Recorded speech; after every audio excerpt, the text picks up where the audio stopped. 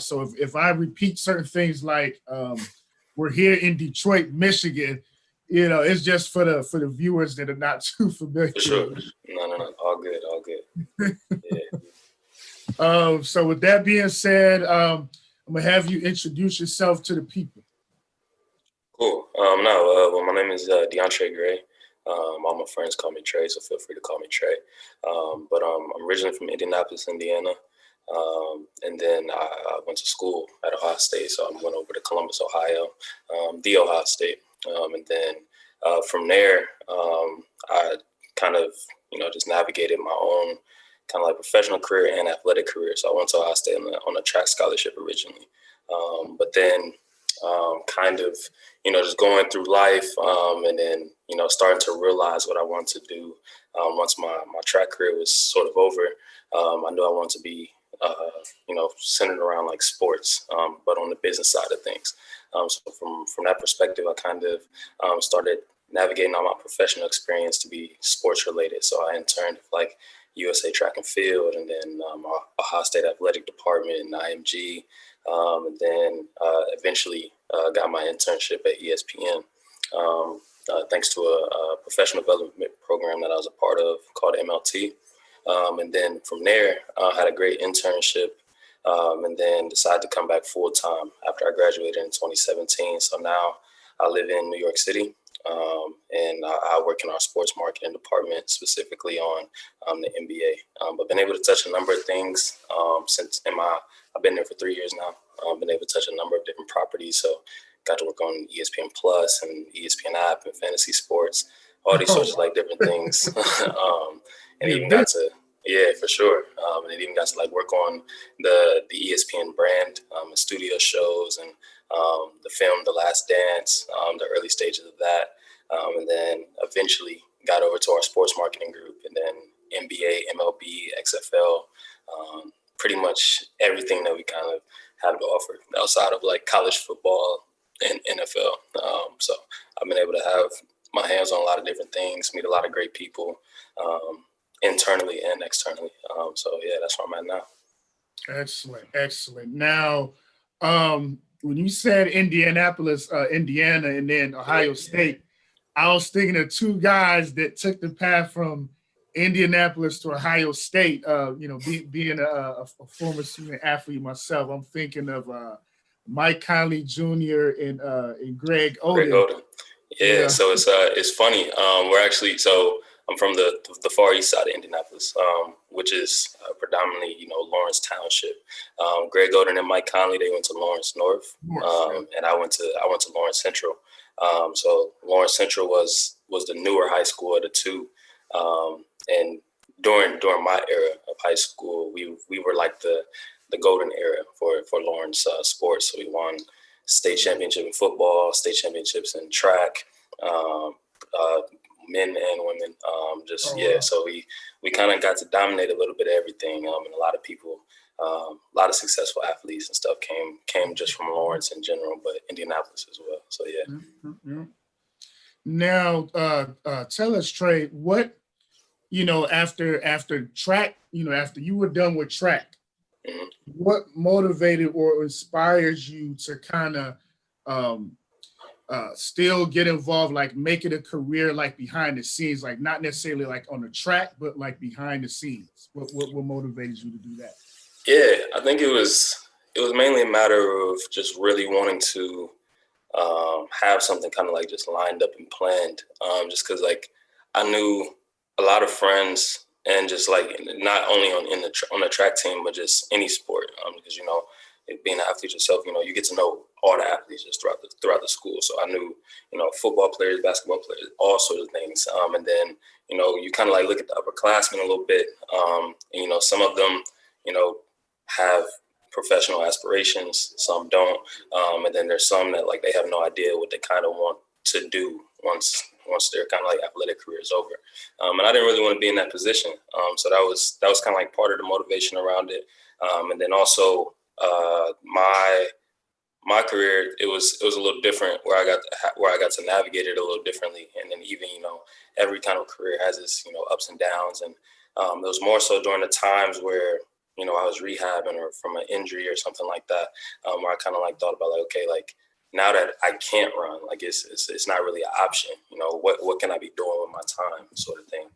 So from that perspective, that's when I really started to think about what I wanted to do. And then I was also around the times where Maverick Carter and Rich Paul and other people who are on the business side of sports really started to like blow up. So just seeing them and kind of like admiring them and what they were doing, that's kind of like what I wanted to do as well. And so, I've kind of navigated it all where it's like, all right, do I want to be a sports agent? Do I want to be, a marketing executive? Do I want to work at Nike? Do I want to work here, X, Y, and Z? So that's kind of, that was mainly the motivation. Just, I didn't want to be in the position where, I had to figure it out last minute, pretty much. Okay. Now, Trey, you have a quiet confidence about yourself, and that's smooth, man.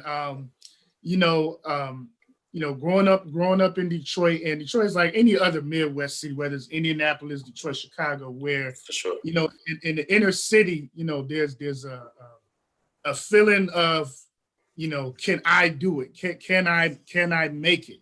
Yeah. And what gave you the confidence to just be like, okay, I got these options. I got option A, option B, option C. I'm gonna just go for it. What gave you that confidence that you can do it, that you can visualize? The confidence for sure. I mean, it comes from just my family in general. Especially like my mom. I grew up in kind of like in a single parent household. So she motivated me a lot. And seeing her like overcome the things that, she kind of went through, navigating as being a young teenage mom and different things like that. And anything, anytime the odds are kind of like stacked against her, she always figured it out.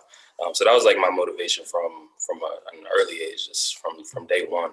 And then outside of that, it's just kind of like the environment, you kind of grow up in and the people you surround yourself with. So, even my friends all motivated me as well. Outside of obviously, all the friends that were in the same grade as me, majority of my friends were always older than me. And I think I was able to hang out with, my older friends because I had kind of like a little more mature demeanor, or, I could kind of like just carry myself kind of well, but, they taught me a lot. And even the aspects of, like you said, navigating the inner city. Anytime that I got anywhere outside of Indianapolis or even outside of the East Side, it was like, all right, this is a cake. This is easy. Like, if I can see everything, if I can see everything I've seen or be able to do the things I did here, I can definitely do it in Columbus, Ohio, at Ohio State, or I can do it in New York City. So, it was a lot of very varying factors, but I mean, I think those are the big ones for sure. This isn't the toughest thing I ever had to get through, and I've done it before, so I can definitely do it now. Amen.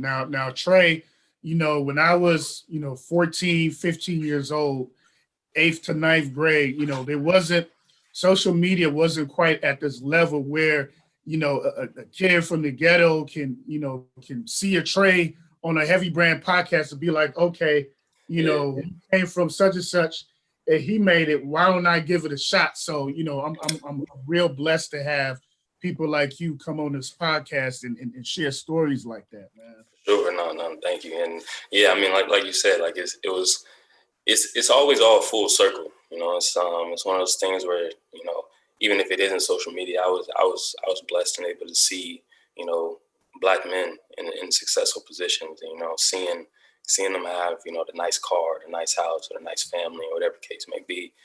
So that was also like a motivating factor for me, and I know it did wonders for my life, and a lot of my peers too. So just being able to have that positive influence or something to like, oh, I want to be like him. I want to drive what he drives, and and especially if you can get it all through a legal way.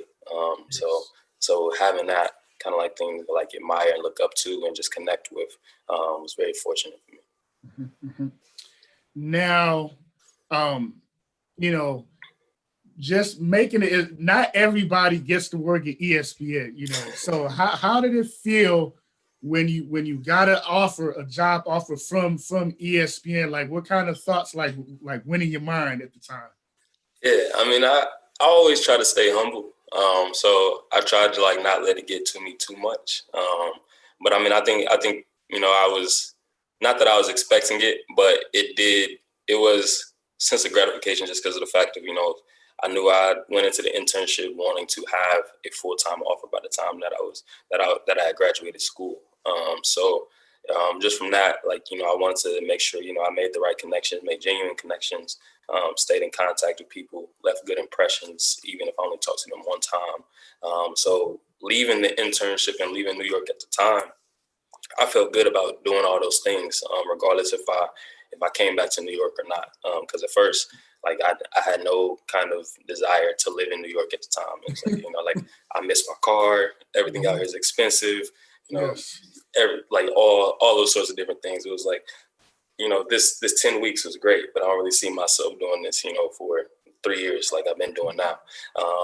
But once it kind of you weigh all the pros and cons of the different offers you have, or you start to line up what makes the most sense for you. All signs pointing back to New York. So even from that aspect of it, once I actually got the offer, it was very it was very satisfying. I felt accomplished. But I always, like I said, always try to humble myself. It's more so my friends and stuff. They like, bro, you work at ESPN, like like they try to like make it make sense for me. And it's like, yeah, I guess this is kind of cool. Not everybody can say they do this or do that. And then, but also I have a number of friends who have great careers as well, who have been able to get themselves in successful places. So even that helps me out too. Yes, But it was definitely satisfying. I was proud of myself. It's one of those things where it's like when you sit back and you're like, okay, I'm only 25, 26 years old. I work at ESPN. I live in New York, and you kind of, not to compare yourself to others, but when you think about where you could be, and then what you have seen happen to other people and different things like that, it's you just feel blessed. So yeah. Yeah. And I come from an era where, a lot of great athletes, they didn't reach that end goal of going pro, and for one reason or another, and it really destroyed them mentally, emotionally, and some of them are in very bad places right now. So, For sure.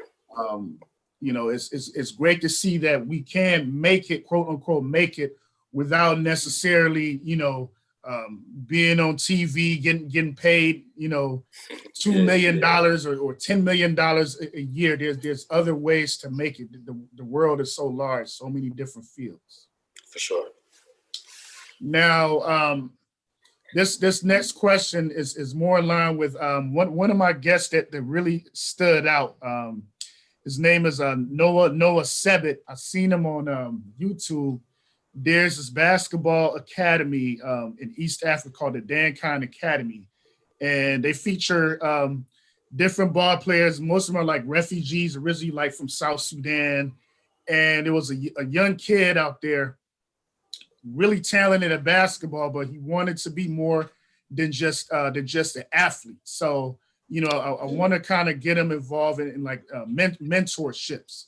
Somewhere like along the line, do you feel like you'd be interested in maybe mentoring, even long distance virtually, mentoring? No, yeah, for sure, yeah. Without a question. I mean, that's, like I said, that's one of the things that kind of helped me stay on the right path and the right track. And it's always one of those things, never forget those, behind you. And then it's also it's one of those things where one of the things that I always kind of like believed in is, be willing to help, and then also be willing to be helped. So it's like, always making those connections, even when you do get one mentor, asking that mentor, like, okay, who's somebody else I should connect with or talk to?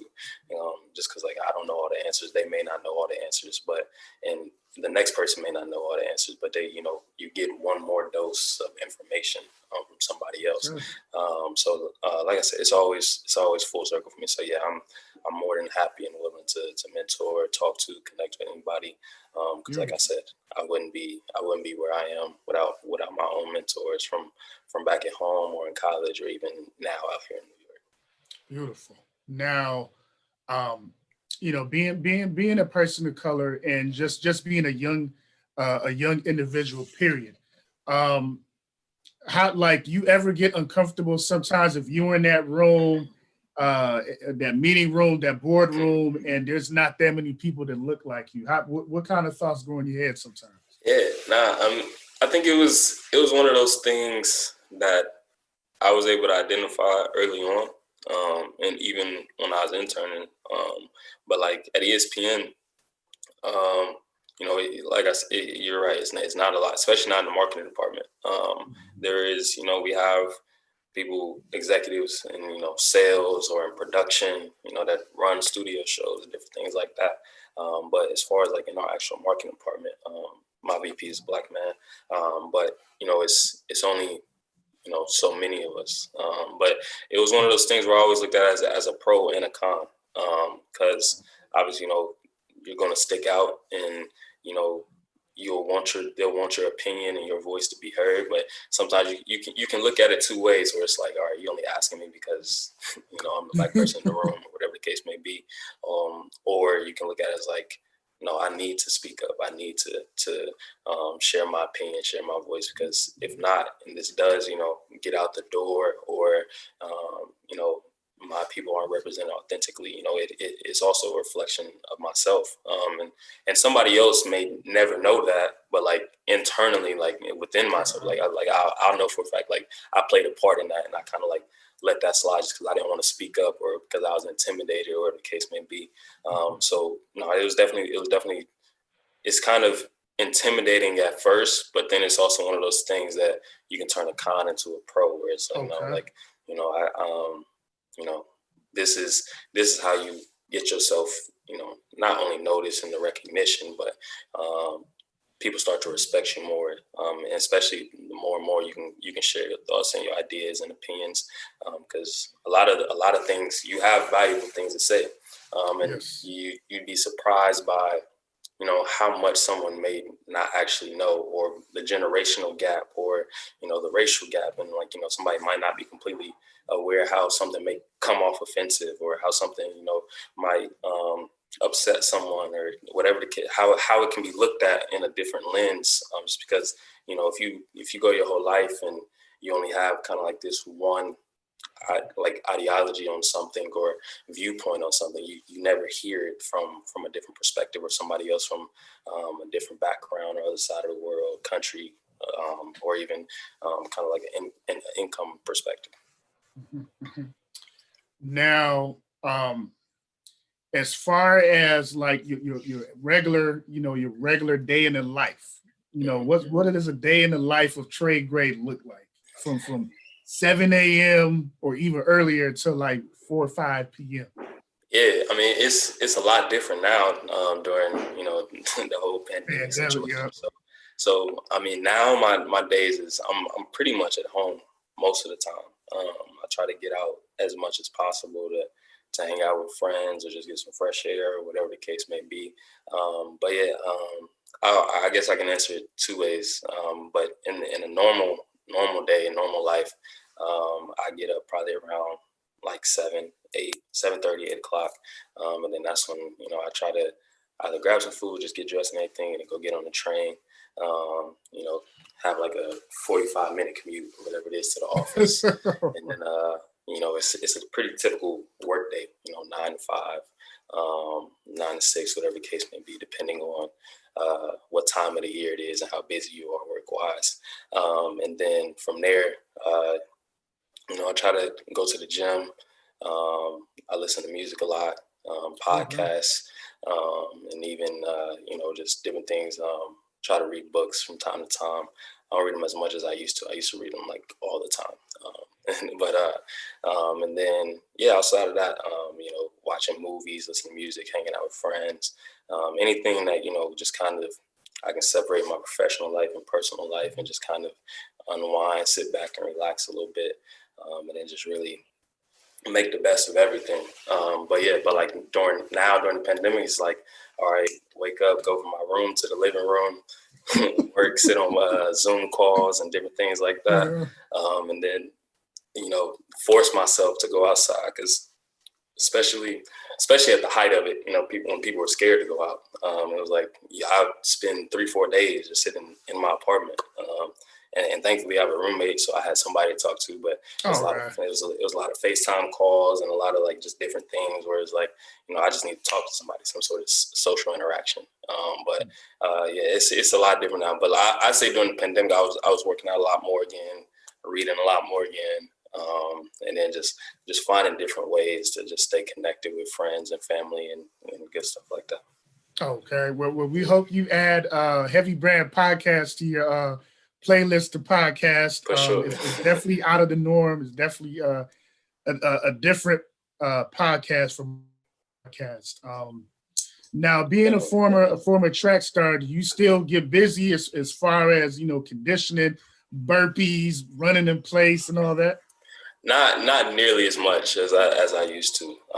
I'm definitely out of my prime, out of my peak. But I mean, if I had to, or when I do need to run, like I can still showcase it. To show that it wasn't a fluke or it's not a fluke. But yeah, I mean, I'm more so just slick fibers, huh? Exactly. I'm more so now just kind of like work out just to kind of like stay in shape and not let it get too far away from me, before it's too late when I'm way older. But yeah, I mean, it comes and goes. And like as far as like, I've put so many miles on my legs already where, sometimes I'll just take like a break especially from running. I'll just take a break. And then in other times of the year when it's nice out, you're like, no, I'm just going to run. I might go on like a 3-mile jog, 5-mile run or something like that. And then just kind of go from there. So it comes and goes. Okay. We got 2 more points. So the first point that I wanted to cover, if they were putting together, a movie, a movie on Deontre Gray, straight out of Indianapolis, Indiana. Yeah. What actor would play you and why? I have 2. One for sure is Derek Luke. Okay. Anton Fisher guy. Yep. Yeah. Derek Luke, just because, very good actor. But even outside of that, I actually had the opportunity to meet him. When I don't even remember what age, but we had this thing called Indiana Black Expo. Where a lot of celebrities, it's like it has a celebrity basketball game, and, it's like a bunch of vendors and all these different things. It's just like, a good time of the year for everyone and everyone Black in Indiana just come to Indianapolis and kind of just enjoy each other's presence. And just kind of grew up all the time just going to that every year. It's something I always look forward to. But I was actually able to meet Derek Luke at one of the events there. Got to talk to him for a minute. And he kind of just stopped and froze, and he was like, I know I don't know you, and he was like, I can see great things, and I just want to speak blessings into your life, and actually like touch me and everything, like touch my heart, everything, all that good stuff, and really just kind of like it was like a frozen moment in time. So I haven't had the opportunity to talk to him since then or anything like that, but definitely him. But yeah, he's been like Antoine Fisher is one of my favorite movies, very relatable. And then Biker Boys was also another one of my favorite movies. So he's just been in a lot of movies where I really respect his acting talents. And then the other one I say is Omar Epps. For similar reasons. Never met him in person, but respect a lot of his work. Yes. And it's not rare where somebody will say like, oh, you kind of like look like him, or something like that. So I think, for all intents and purposes, and that's another person that I would look to play me.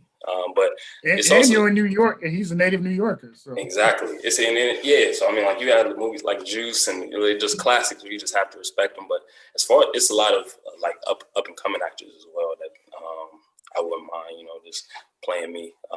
But yeah. So. And final piece, for the viewers now. What's the most memorable project you've worked on? I remember you saying you worked on a Michael Jordan documentary. You actually had Craig Hodges on this podcast before the documentary came out. What is the most memorable project that you've ever worked on? For me, I say ESPN Plus. ESPN Plus, because at the time it was the first direct-to-consumer like sports platform like ever made. So working on the marketing campaigns and all the different things throughout that process, it helped me like learn the business really fast, and like all the amount of deliverables and the executive exposure that it had and the eyeballs and all that good stuff. It was definitely one of the ones where it was career changing. And it was one where I can always have my name kind of attached to it and can speak to it. And even now, like, and I think it goes back to kind of like my ideology around, if I can do this, then I can definitely do that. Just because with ESPN Plus, again, like I said, it was so many eyeballs on it, so much work that had to be done, and so much planning and navigating through it all.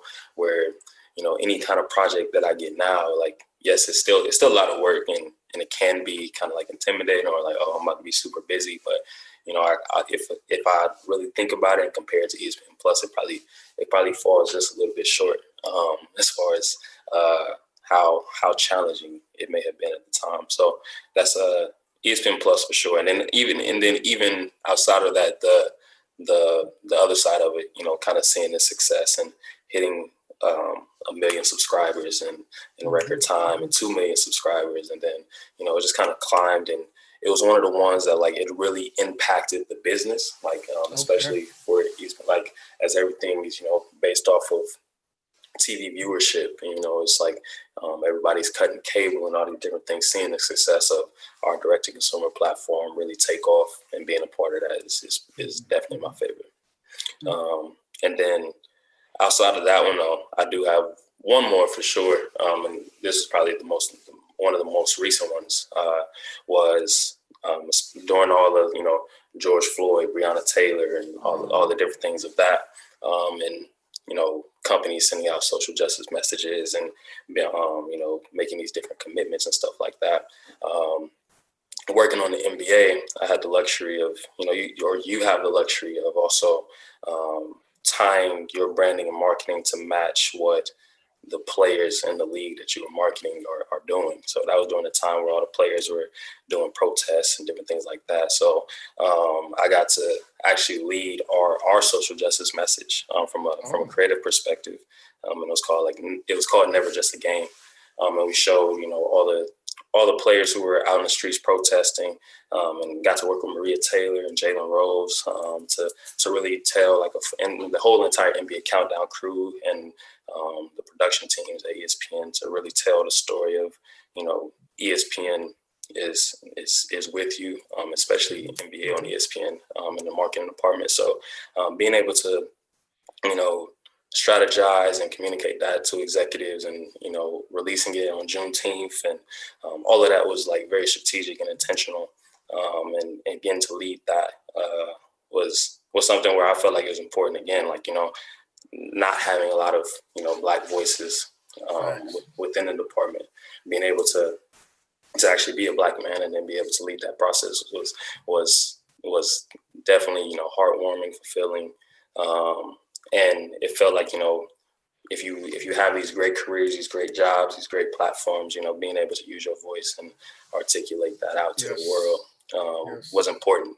Just because a lot of companies, they'll send out the wrong message, or they won't have a message at all. So being able to take it from being like our NBA on ESPN, kind of platform, and then making it like the ESPN statement as a whole, and just seeing the evolution of that was great.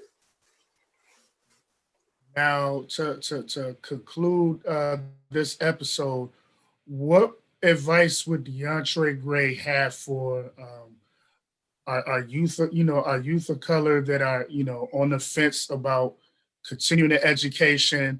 They're having doubts about the future outlook. They're thinking about just giving up on school altogether. Yeah. Well, one is people believe in people who believe in themselves. So if you don't believe in yourself, nobody else will.